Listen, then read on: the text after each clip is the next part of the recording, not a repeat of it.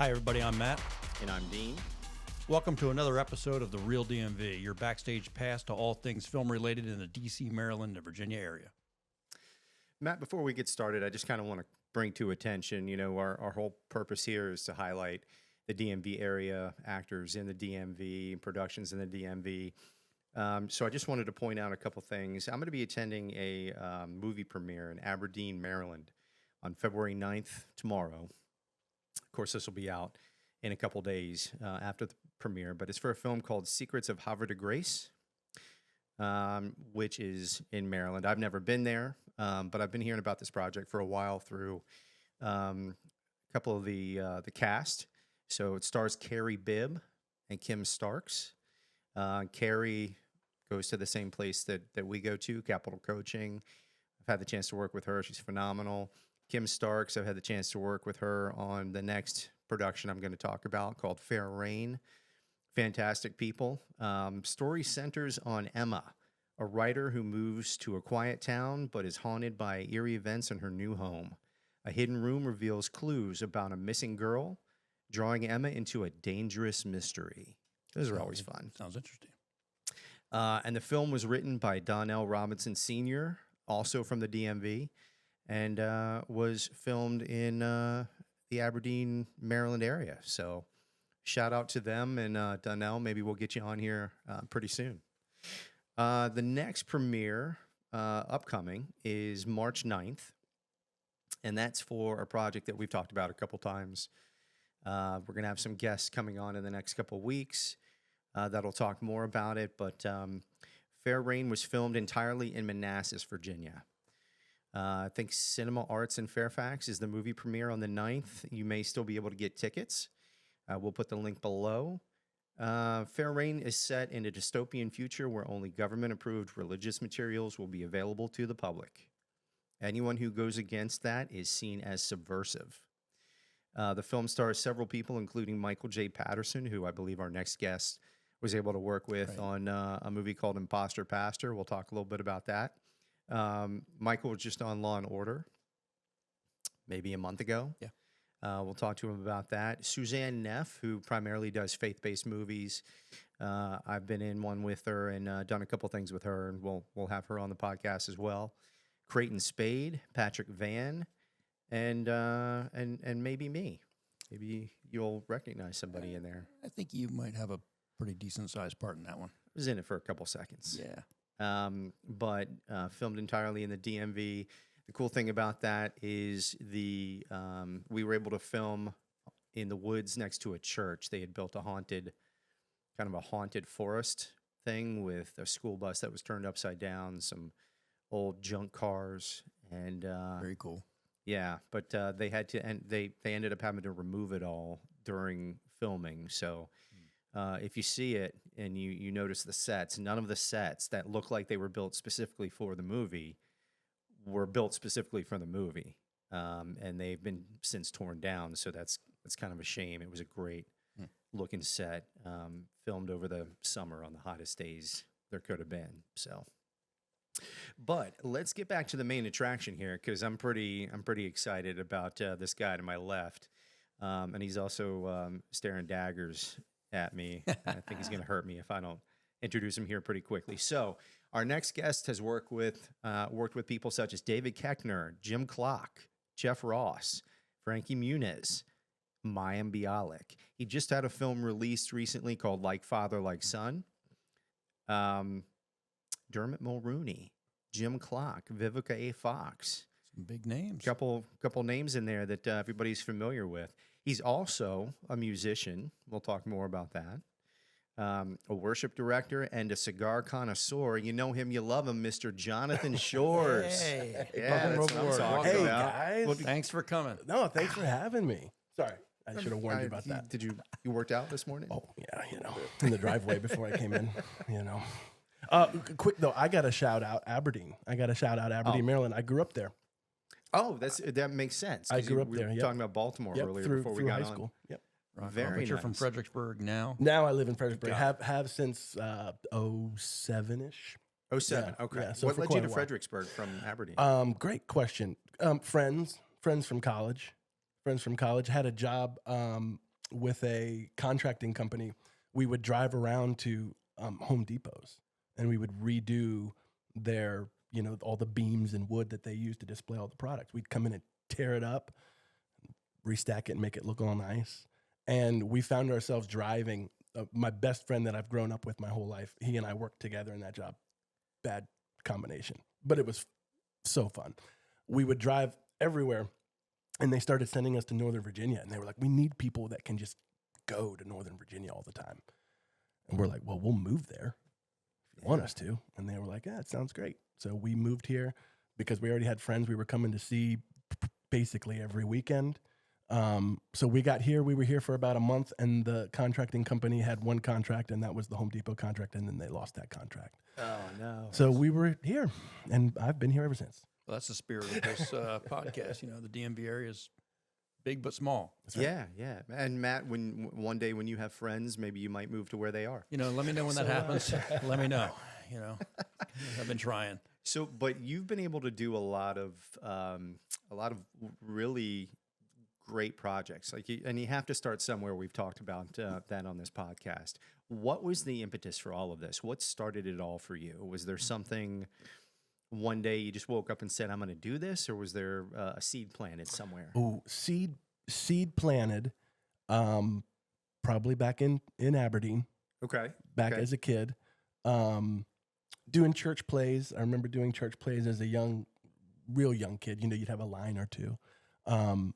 I remember forgetting my line and then having like a middle schooler the next day at school be like, you ruined the whole play because you were supposed to say, whatever in the Christmas play. It happened to me last week. That's cool. He's pumping gas right now. Don't worry about him. Oh, that's true, right? I don't know. But probably back then, I was getting into artistic stuff, creative stuff as a kid. It would start with drawing when I was real young, and I was an athlete in high school. But even now I can look back and say so much of what I loved about playing sports wasn't so much the competitiveness and the will to win. It was to learn to do new things and to do things, especially in basketball, which was probably my main sport growing up through high school. There's a creativity to it. Mm-hmm. And that's, I think, looking back, that's what I loved about it so much. And then I went to a very small private school, so I was able to indulge in whatever I wanted to. You basically had to because you didn't have enough people. So if we're going to do this play, everybody has to do it. Yeah. So if I'm reading this right, there was no aha moment. It was like you had a moment. It was a slow burn, and you just kept it going. Just kept it going, probably more out of curiosity, really, than anything. You have your, you have those moments where you do stuff as a kid, and it's fun. It's something fun to do.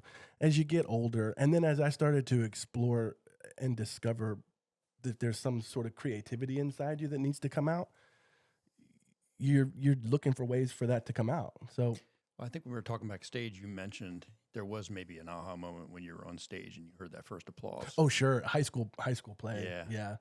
High school play. Maybe in the 10th grade, If the Good Lord's Willing and the Creek Don't Rise, I played Jeffrey the lawyer. Jeffrey the lawyer. How old were you at the time? Jeffrey the lawyer. How old are you in 10th grade? 14 maybe? 13? 14? Something like that. Somewhere around there? Yeah. Somewhere around there. Trying to figure out, how to play an attorney. Yeah. You're watching Judge Mills Lane trying to figure out what is that? Is that what you did? No, not at all. Did you do any prep for it? It was like I worried to death. Judy. I worried to death about memorizing the lines. That was my preparation at age 14. 14. Do you remember any of the lines? Oh my gosh, no. No, I remember the overall plot was there was a real eccentric old man who owned property, and for some reason Jeffrey the lawyer was coming to say that the bank was taking it. It was really strange. Didn't play a good guy, did you? Can you believe it? You feel typecast? A little, but I'm fine with it. Although you were a very friendly prisoner in Coffee with Carl. I must say. I feel like, Very. and he's named Jonathan, so I feel like it's There you go. Even better. yeah. I feel like I'd be like that in prison. I'd just be helpful. You've got that aura. I want to be helpful. Jonathans are always friendly, which is a detour and a good segue, by the way, to Like Father, Like Son that just came out recently. So that came out 2 days ago. Came out on for a week. the 31st. 31st. Last week. And Like Father, Like Son has you, Vivica A. Fox, Dermot Mulroney, Jim Klock. Not that I'm trying to forget anybody, but who have I forgotten? I'd had Ariel Winter. Ariel Winter, yes. From Modern Family. A young actor named Dylan Flashner. I think this was his first starring role. And are you the only one from the DMV in that production? Jim Klock, originally Jim, from this area, now splits a bunch of time between here and in California. But he plays the main character, Dylan. He plays his boss in that film. And for anybody that's not aware, Jim Klock is he was born in Fredericksburg, I think, grew up in Fredericksburg. Spotsy, yeah. Mm-hmm. He'll be on the show here in a couple months. Great guy.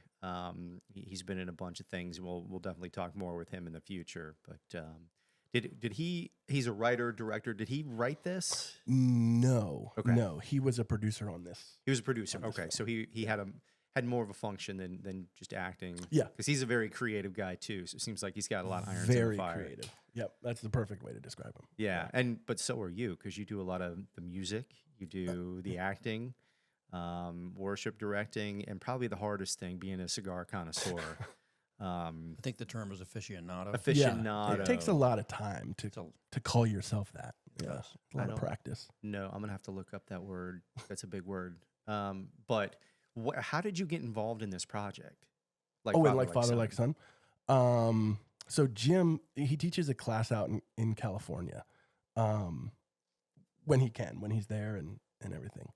And as a part of that class, you do real practical on-set activities and exercises. You're given a quick set of pages, and he'll give you some quotes and some direction and some teaching. But there's a lot of let's apply what we're learning. Let's not just write notes down and practical applications. You're actually running scenarios. Exactly right.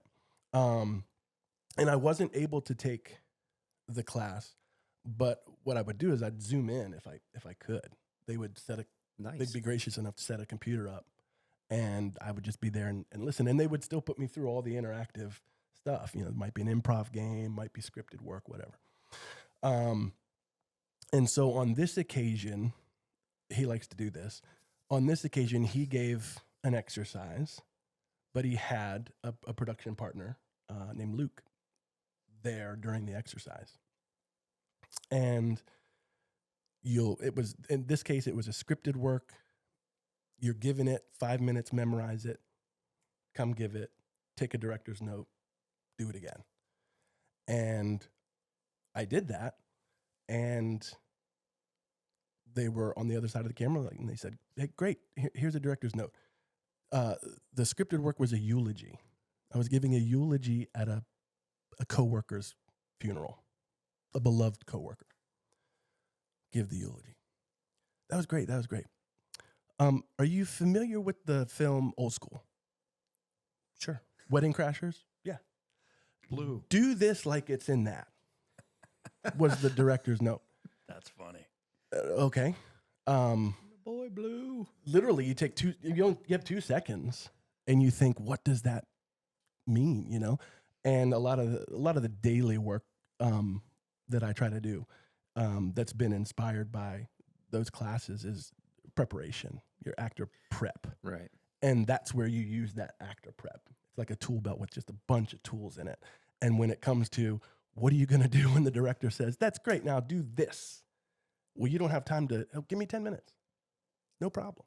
You have to do it. So you find some of those tools that you've, gotten handy with because you're so prepared, or you work on that preparation. And then you just do it. And I wish it was on tape, because I have no clue what happened. I was just behaving and acting and giving this eulogy as if it was in one of those films. Next thing you know, hey, Luke's producing this film. let's come have you play this creepy prisoner. Shocker, he's a bad guy. Shocker, we're going to put you into a small prison cell that you can reach out both arms and touch each wall in a working prison. But it'll be fun. It'll be a fun 2 days. Can you come out? Well, I'm not going to say no. Right. I'm going to say yes. So that's how we got there. And now, did that ability to pivot and reach into that toolkit come from just your body of work, or did it come from formal training, or a little bit of both? It came from probably a little bit of both, and putting that into practice every day. Every day there's a minimum 20 minutes, 30 minutes that's dedicated to phone off, TV off, everybody out, actor prep. And there's a whole bevy of things that happens. But the book that Jim teaches from, and that I've learned so much from directly and from Jim's teaching, is a book called New Thoughts for Actors and Filmmakers by an actor named Jack Plotnick. Yeah. And there's a lot of things about affirming yourself as a person, as a human, and as an actor.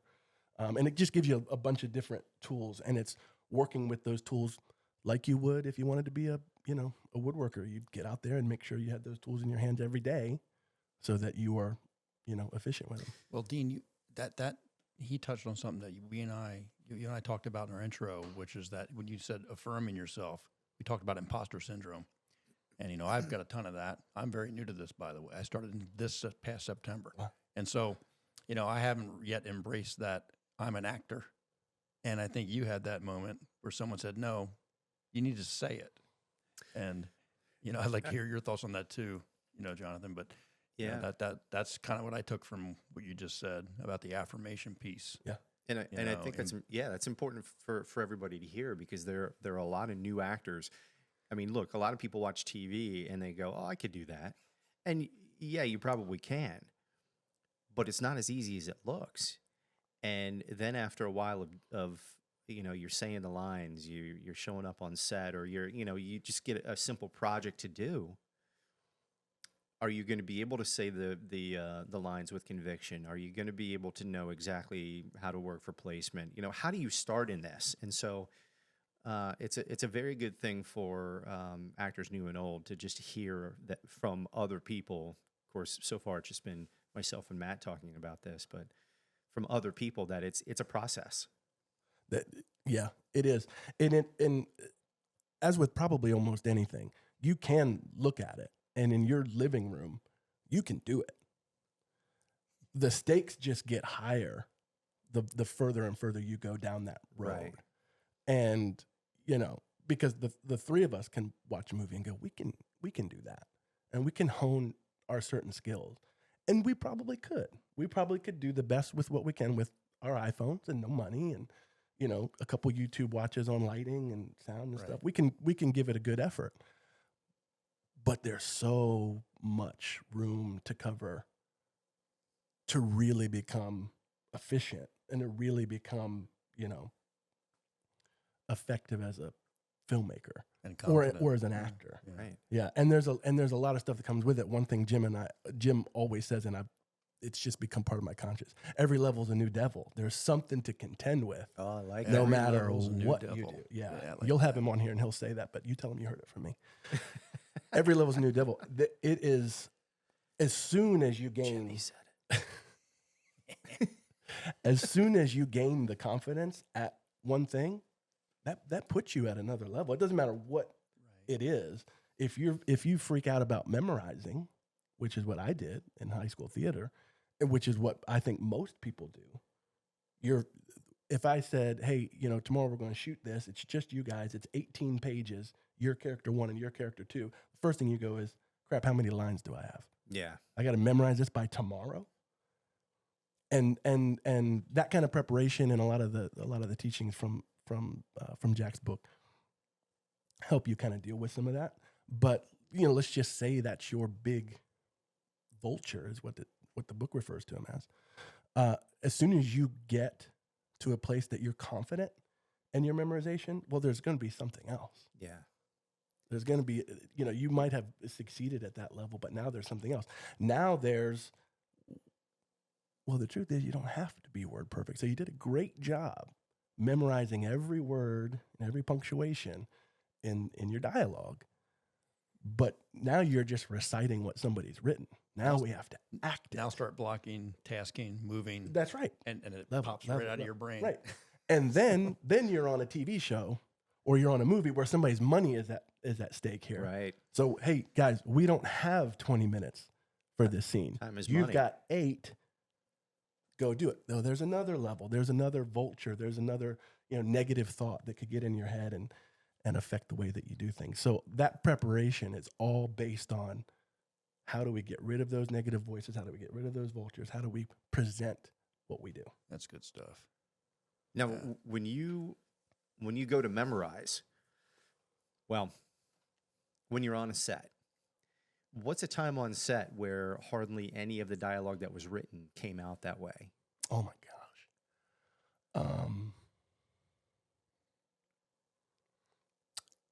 There was a film that came out in October called Restitution.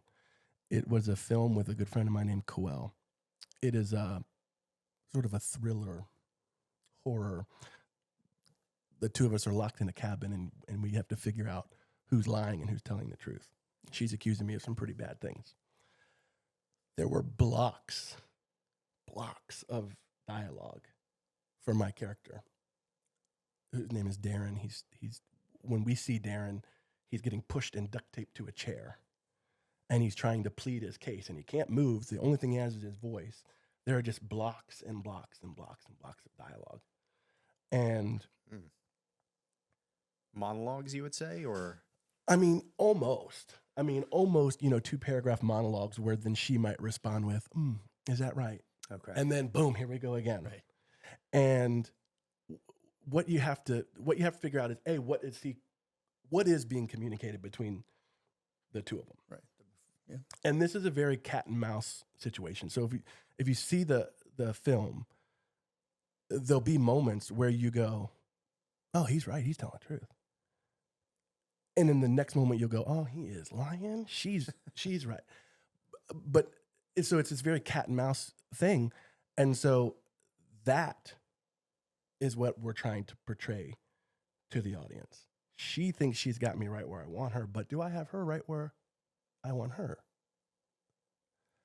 And those blocks of dialogue, I won't say I could never get them perfect, but it was never important to me to get them to perfect. More about the flow. Right. And hey, this is a blessing of filmmaking. Right up the stairs from where we were is a script supervisor.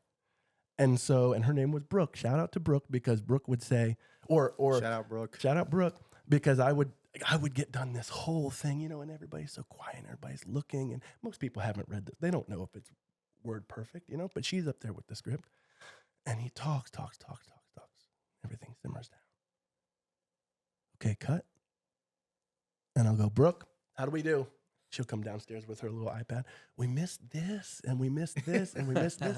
And the director, Danny Draven, directed the film, and he'll say, "We did need that line. We did need that. We did need that. So let's go back. Just make sure you hit that."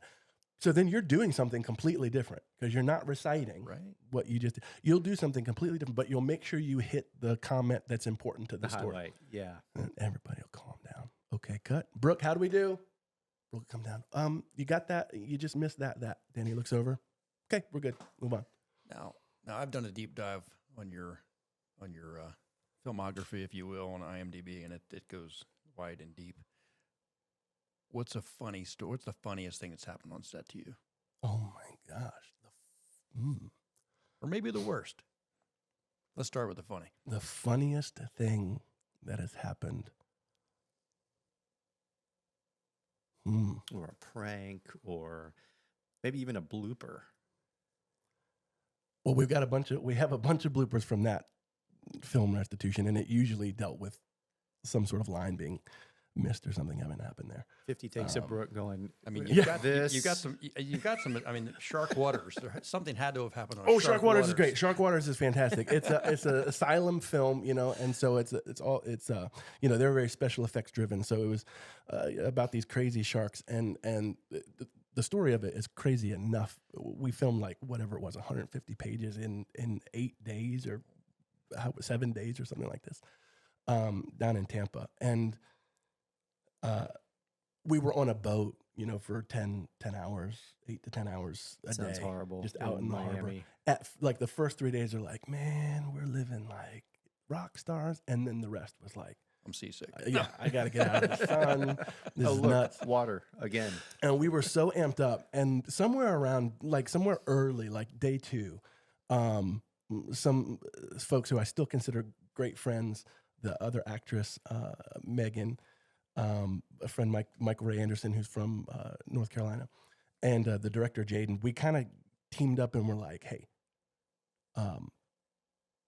we got to come together as a team to get this done in the amount of time that we have, because we don't have a lot of time. And that camaraderie and that teamwork went from that point forward every single day, which was very cool. So we were like, come on, guys, we can do it. Real cheerleading the whole team. Somewhere towards the end of the film, my character has an idea. We're stuck on a sandbank, and he's got an idea because he's a big Hawaiian dude. And They had you playing a big guy? big guy, big, yeah. Okay. Right? Shocking. Yeah. It's called acting. He's gonna jump out of the boat, and he's gonna push it off that sandbar, get us away from these crazy frenzied sharks, right? So we're gonna do this, and we had a stunt coordinator. We had the whole thing, and time's ticking, and we're waiting on this and this. And I'm like, come on, guys, we gotta go. Come on, guys, we can do it. We can do it. So it comes time. They're like, you ready? I'm like, I'm ready. Let's go. You ready? I'm in cargo shorts, like an Under Armour shirt with like a jean denim like vest, very fisherman like, Right. and like shoes. My these fish gear. Gilligan. yeah, like sure. these boat shoes, right? And so I'm on the back of the boat, and I'm like, you guys ready? And they're like, ready. Action. And I just jump in to the water, to the water there in Tampa. And as soon as I hit the water, I go, crap, man, there's like things that live in here. Yeah. And so I start swimming up, and I'm a pretty good swimmer. I'm okay. I mean, I don't fear for my life at this point. I start swimming up and realize I'm not wearing swimming trunks. I'm wearing cargo shorts with huge pockets that are becoming envelopes to collect water. Oh, yeah.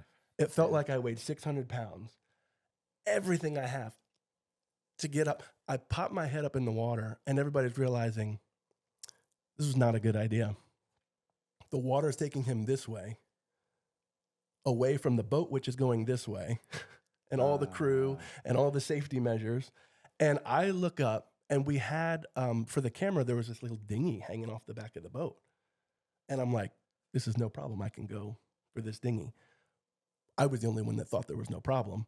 I look up, and there's 2 or 3 guys diving headfirst into the water to save the actor that nobody stopped for 2 seconds I to was going think. to say save the camera. No, the camera was on the back of the boat. So luckily the camera was John, fine. they can take care of himself. Yeah, So yeah, they're this is good. they're swimming. They're like, he's floating away. They're swimming towards me, and I'm like, I'm gonna go to the dinghy here, and they're like, it's a good idea. Go. They're trying to swim towards me. So it turned out to be probably pretty funny. I thought you were going to say you were mic'd up, and that all got destroyed. No, Are thank they moving goodness. it? They were moving No, it. but I think we lost a couple of iPhones in the panic. A couple people jumped in with phones in their pockets and yeah, things that's like never that. good. And That's a good. None of this is on the blooper reel, DVD extras. not that I know of, but it lives in my head. They were my heroes. If I was really in trouble, I was going to be safe. So thank God. Yeah. All right. Yeah. That's a good one. I don't know if it. I mean, I'm sure every actor has a story of something that happened, that was Something annoying unpredictable. Or bad behavior. certainly on someone's part unpredictable. sometimes. Yeah, I'm always one to. So I dreamt of this as a kid, and I got out of high school, and I had every intention to move to California. I made it as far as Virginia, which is not in the right direction. It's practically a suburb of You California. got Right. on 95 and you Right. stopped. Right. Got it. Right. And so I did try to find work in this area and had some luck in Baltimore and in DC. And I did that for a few years. And then I allowed a lot of negative people and negative talk to influence my path forward. And so there was like a 7 or 8 year, more like a hiatus, where I had said, all right, you got to grow up. You got to have that backup plan. You got to find this. You got to. Plan B.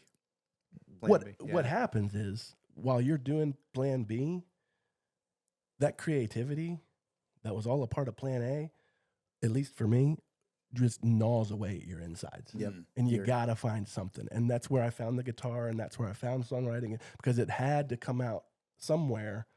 And it just was never enough. So after that hiatus is when I hit it back hard. So when I find myself on set now, I go, it's not driving for that contract job overnight to another Home Depot. It's not working on a roof. You know what I mean? I mean, there are ways that I've worked in my life and made money. And I worked at car dealerships, and I've washed boats, and I did everything. Do what you had to do. And this is not that. Yeah. So the worst day on set is usually better than the best day for me anywhere else. Even when there are things, I was on a film in Virginia called Tapawingo, and because of scheduling stuff, I went for my fitting, and it was supposed to be like at lunchtime. So I get there, and they're like, hey, we're actually not going to have time for that right now. Why don't you enjoy lunch? Great. Enjoy lunch. Not going to be able to get to it right now. Can you hang out? Yeah, I can hang out. 11 p.m. They come. I'm so sorry. We're ready for you. Great. Go. We're there till midnight. Get my costume all set up, all put away. Leave, just to turn around and get back to set. 9 o'clock the next morning. You're sitting around a lot. It's a film. There are times where you're sitting around. You're waiting. You're waiting for a set change. You're waiting for redirection. You're waiting for a different camera angle. You're waiting for a crane to go up. You're waiting for a light to come on. You're on their time. Right. And there's many times where you can find yourself sitting going, it's probably not the best use of my time. But that retrospect for me is like, I'd rather, what can I take from this? Well, now I'm going to start learning what other departments are doing. That's right. Who's the director talking to when he wants this to happen? What do they do? What is he doing at this time? Oh man, there seems to be a little tiff over here. What's the problem? Is there something I can do? Well, not really. What you can do is be prepared and show up and be where you're supposed to be when you're supposed to be there. So do your job as an actor, and use that time and realize, at least I do, it's nothing but joy for me. So let me learn what's going on a film set. The more that you know what's going on in a film set, the better actor you're going to be. Well, I think that you and I, this podcast was spawned from that sort of thing, because you and I were sitting around a lot on set, and we got to know each other, and we started talking about what else we could do, and so and I agree. I mean, I sitting there on set, even though it's everything's hurry. I spent 25 years in the Marine Corps, so my life was hurry up and wait. Oh my gosh! So that I'm immune to that. But so when I sit around now on set going, well, I'll wait. They're feeding me, and I'm getting to talk to really cool people and have fun, and and learn new stuff and meet new people, and look what came from this. So, whatever this is. So. Yeah, and I came from the music community, so touring and sleeping in the back of vans, or taking naps in the back of vans, or in hotel rooms, and not realizing what city I'm in, and that's pretty grueling. But I remember one of my favorite drummers said, I could either be swinging a drumstick or I could be swinging a hammer. Yep. I'd rather be swinging a drumstick. So your worst day on set, there might be some anxiety or nervousness or whatever else, but your worst day on set is probably still a lot better than, some of the other plan A's or plan B's that we can think of. So, I mean, and that's a good takeaway from this, because we're trying to speak directly to a lot of new actors who want to get into this and do the resume the right way. They want to get the headshots done the right way. They want to find an agent or a manager if they know the difference between the two. Do they need both of those? All of that. And so everything that you're saying speaks to preparation when they're on a set. Well, and what's unique about this area is you can't get rid of Plan B necessarily. You know, this is not True. LA or New York or Atlanta where you may be able to do this 100% of your time. You kind of have to have that. It's not even a plan B. It's like you're living your life and you're doing this. Right. It's what do I do in the meantime? That's right. You know, even if I'm having some success, even if I'm progressing down the road of plan A, the nature of plan A, of making a living as an actor or as a filmmaker, director, is waiting for the next job. That's right. And, you know, if you're fortunate, if you get to a level, well, then I've got that next job lined up by the time I'm finished with this one. You know, we see actors, you know, on whatever list you want to call them, A list, B list, C list, whatever. On all the lists, you see them, bam, knock out film after film after film after film. Or then you see them, here's my one film. I'm going to play music with my band for a while because I don't have another film lined up. Yeah. And I attribute some of that to that creativity that needs to come and find its way out. That's exactly right. It's like that creative energy. Well, we did this earlier today where sometimes if you're in the middle of a self-tape, to kind of segue a little bit, but you're in the middle of a self-tape and you're trying to figure out what to do with some of that nervous energy. And, you know, your head is moving a little too much. That's the energy trying to come out, right? Yeah. So it can be a little bit of the same thing. You've got this creativity that needs to come out. You know, how's it going to come out? You can't just put it aside and say, "Oh, I'll play guitar in a year or two if I feel like it." No, now it's like muscle memory. Yeah. And so is acting. So what do you do to stay inspired for either music or film or just being creative, writing poetry? Yeah, that's a great question. But I've gotten to the point now my brain won't be quiet. Mm. Even when I wake up first thing, there's immediately some song in my head that either I was playing or listening to or was on whatever show or movie, whatever. Immediate when I wake up. And I've also found that now I'm at the point where if I wake up in the middle of the night, it's very difficult to get back to sleep. The brain is always, it wants to, you know, that artistic nature inside of me just wants to come out. And ultimately, I guess I knew that acting was the way that I wanted it to come out. But it's not the only avenue. And so now as far as staying inspired, a lot of it is that, especially when it comes to acting, is that acting is something you get better at by doing it. And so I want to continue to get better at it, which means I need to have opportunity to do it, which doesn't mean I need to be on set all the time. That's part of the goal. But when I get that self-tape, I think this is my opportunity. Thank you. This is my opportunity. Because one of the vultures, or one of the certainly bad habits that I had very early on, was when you start auditioning, especially when you could do the self-tapes, when that was more universally accepted, was you, first of all, spend way too much time on that. I would, you're 20 takes into this thing. And you know that you're doing too much. And then you send it off. And then you're like, well, it's 8:00. You start refreshing that email. It's 8:02. I wonder if they've even watched it yet. And you got to train your brain to be like, and you go to WeTransfer and they haven't even looked at it, right. for 3 days. Right. Admittedly, 3 days ago, I sent off that audition that you helped me with the other day, and it's the same exact thing. It was a link to YouTube unlisted, and I've been checking YouTube because I'm going, okay, if I see there's a view, I know it's not me looking at it. I know they've at least looked at it. Right. So you're trying to create this artificial timeline in your head of, oh, I should expect something. And what I've had to learn is that the audition is the job. That's right. And success may not even be getting a call back. Success may be that you did a really good self-tape. Exactly. That's right. And you got validated by your buddy who watched you do and go, you know what, I wish I could do that. And that's my definition of success and what you just talked about. Yeah. Success to me is doing the job, the audition, and sending it off and saying, you know what, I think I rocked that. You know, if I'm not what they're looking for, that's one thing. But I got to put it out of my mind after that. Yeah, you can only control what you can control. You were given the opportunity to present what you do, to act. So for me, when that happens, that's when I'm, yes, okay, I get to do this. And it's to the point now where I send it off, and that is the success. Mm-hmm. I showed up, and people will often use the terms No, well, that was really lucky. Oh, that was a good networking opportunity you took advantage of there. And maybe all those words are right. But I showed up. You weren't there. Right. Maybe you could have been. You could have showed up too. But when that audition came through, I didn't, oh man, let me worry about this. Let me worry about that. When am I going to fit this in? How much does it pay? When are the dates shooting? Forget about it. Right. None of that matters. None of that matters. You get the audition that comes through.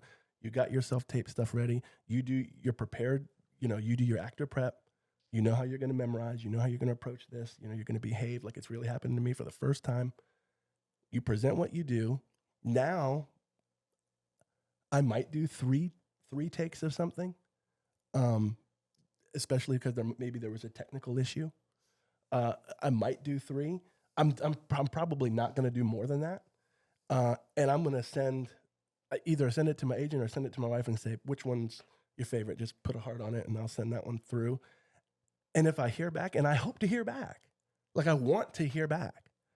I don't need to, but I hope to. Yeah. Because that job would be really fun. That would take me to this place with these actors and blah, blah, blah, blah. But as soon as you need something, you're going to see it on camera. You're going to see that desperation on camera. Yeah. But so take advantage and show up at the opportunity to present what you do it, send it off, and then, see what happens with the rest of it. Go ahead. I was just going to say, it's funny you mentioned putting a heart on it. You're talking about doing that on the cell phone and Yeah. putting a heart. That's a good litmus test. I do the same exact thing because we'll do 10, 20 takes and then you go, okay, I don't want to lose this one. So let me go ahead and put a heart by the ones that I like because I'm going to lose them if I don't. What would be your definition of success then? We kind of talked around it, but your idea of success would be the audition at this point. If you get an audition, that tells you a lot. I've gotten auditions for, big studio projects, and then you don't get it, and you get to see the trailer on TV.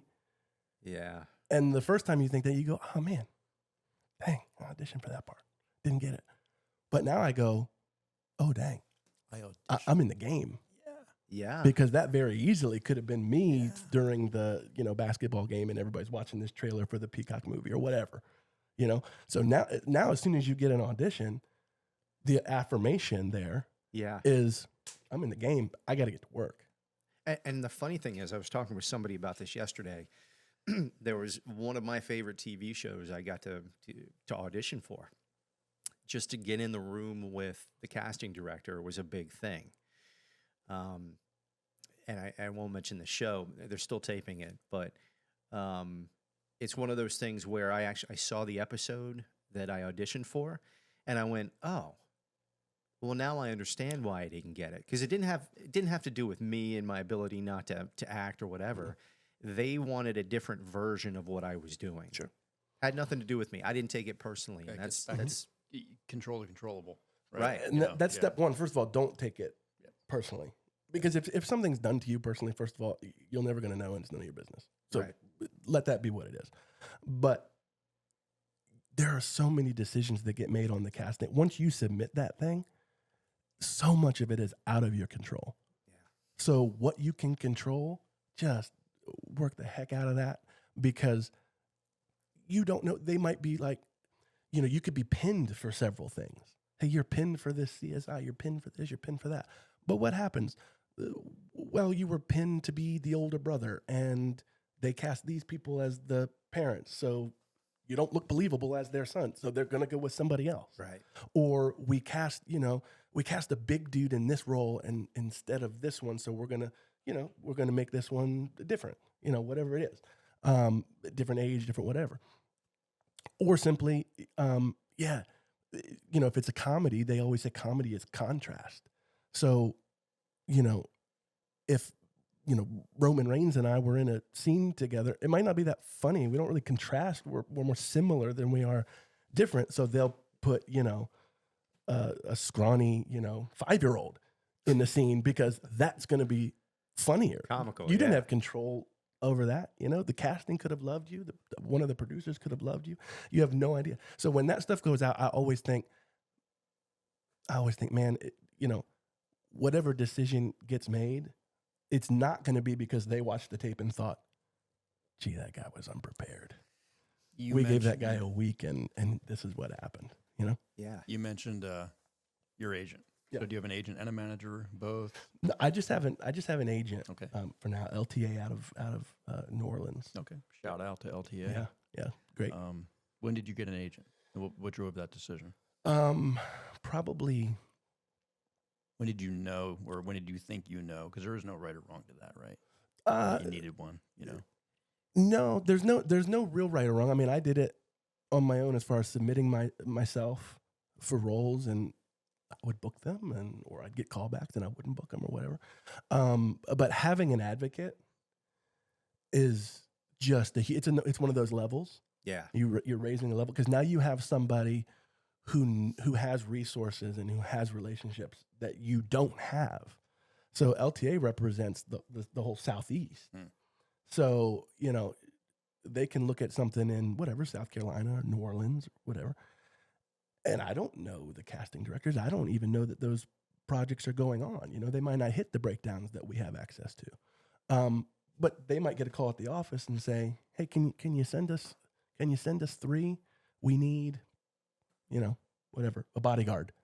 Yeah. And then, hopefully I'm one of the 3 that gets sent over, and then they'll send an audition. And so you get access to things that you had no idea, or maybe even didn't have a way to know what's going on. So it's been good for you. It's been very good. Yeah. And they, having an agent is just that. It's having an advocate.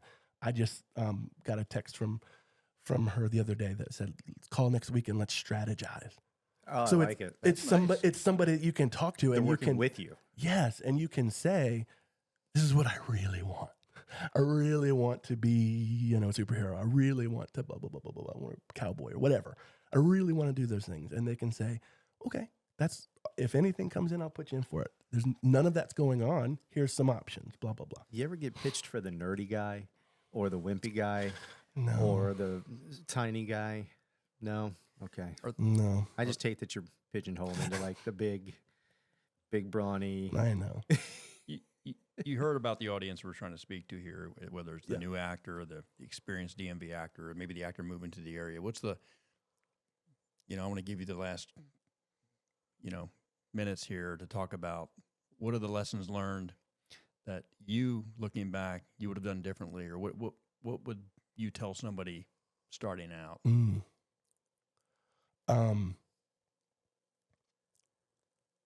One, don't quit. You'll know if the artistry is inside you, if this is what you want to do, you'll know, because something will happen that's just, it's too hard. And so maybe this isn't meant for me, which means you probably had an idea to get into it for the wrong reasons. I want to be rich. I want to be famous. I want to be known on TikTok. I want to be blah, blah, blah, blah, blah. Those things are all byproducts of doing really good work. And doing really good work is being really prepared. And so if that's what you really, really want, don't quit. And you might have to move on to plan B. We both said it. You might have to go work at the contracting job. You might have to go work at the 7-Eleven. You might have to do that. But try your best to find the opportunities to be able to continue one step at a time. Don't quit. And 2, you're not going to be ready. Your resume is not going to be perfect. Your headshots are not going to be perfect. Your ability to memorize is not going to be perfect. None of the, if you wait until those are down and you consider yourself ready, it's never going to happen. Perfect is the enemy of good enough. That's right. That's right. And I'd be willing to bet that most actors that you have on the podcast are going to say the same thing. If you wait until you're ready, you're never going to be ready. We hear that time and time again. Yeah. And there are so many people that we know, that all 3 of us know, that go, I don't know, I don't have the right headshots, or I don't have the, enough to put on the resume. You have to start somewhere. Yeah. Yeah. You can spend so much time getting all this ancillary stuff to where you think it needs to be, because I have to have it there, because then I'll get an agent, and then I'll get a TV show, and then I'll get a movie, and then I'll get to star with whoever. And none of that you'll never reach that platform, the highest one that you're looking for, because your ducks aren't in a row here at the bottom, because we're not prepped, we're not prepared, we're not affirming ourselves. We're not approaching it with joy. Yeah, Those types of sometimes we things. might put the cart before the horse. Absolutely. And just not even, you're not thinking about this other step because you're too deep in the weeds with something else that doesn't even matter. Yeah, I see young actors all the time, and they're all so concerned with how much studying they do, how many classes they go to, how many acting classes they go to. And acting classes are amazing, especially if they're pushing you towards things that happen on set, if they're putting you in situations. But they're great for making sure, if you need some of that affirmation, if you need some of that validation, they're great for that. And I still go to acting classes. And I know a lot of actors who are established, and they still go to acting classes.